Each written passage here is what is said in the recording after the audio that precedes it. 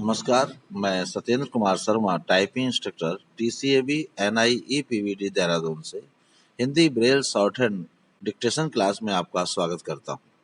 तो शुरू करते हैं। हिंदी डिक्टेशन गति 60 शब्द प्रति मिनट।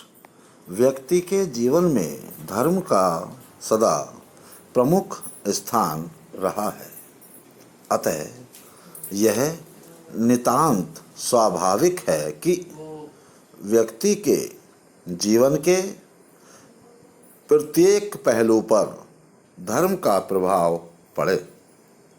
जीवन के राजनीतिक पहलू पर भी धर्म का प्रभाव पड़ा और एक लंबे समय तक धर्म तथा राजनीति एक दूसरे से अत्यंत घनिष्ठ रूप में संबंधित रहे।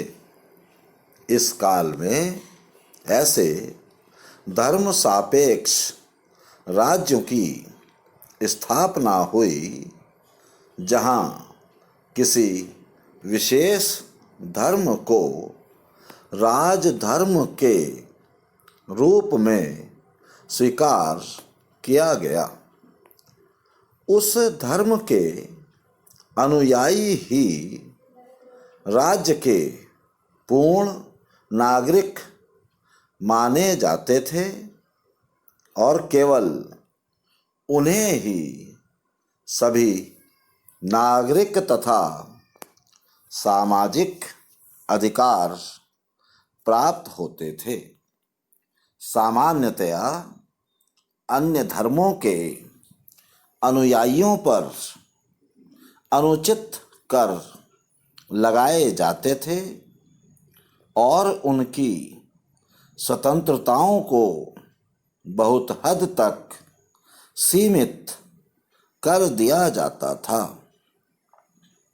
धर्म राजनीतिक जीवन पर इस प्रकार से छा गया था कि संपूर्ण राजनीतिक कार्यों का नियंत्रण धार्मिक कानूनों द्वारा ही होता था, किंतु राज्य और धर्म के इस गठबंधन का दोनों पर ही बुरा प्रभाव पड़ा।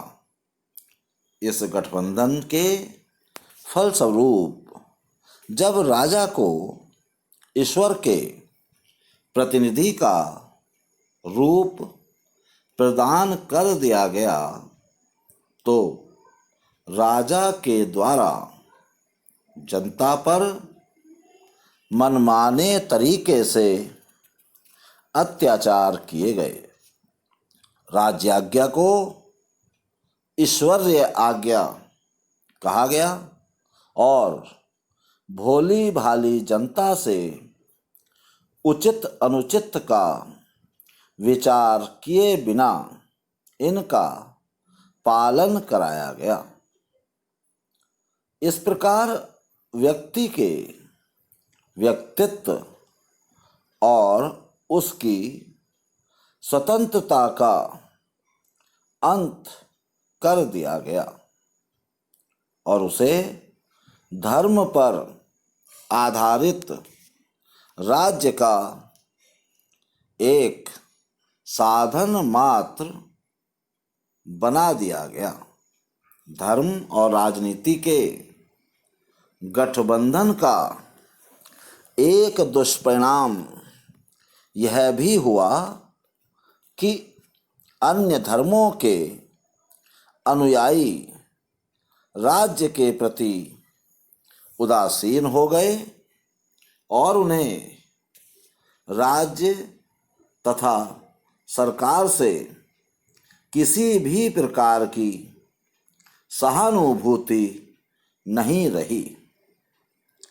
धर्म व राज्य का गठबंधन धर्म के लिए भी अहितकर सिद्ध हुआ। राज्य के आश्रय में सांसारिक सत्ता के प्रभाव से धर्म का रूप बहुत अधिक विकृत हो गया।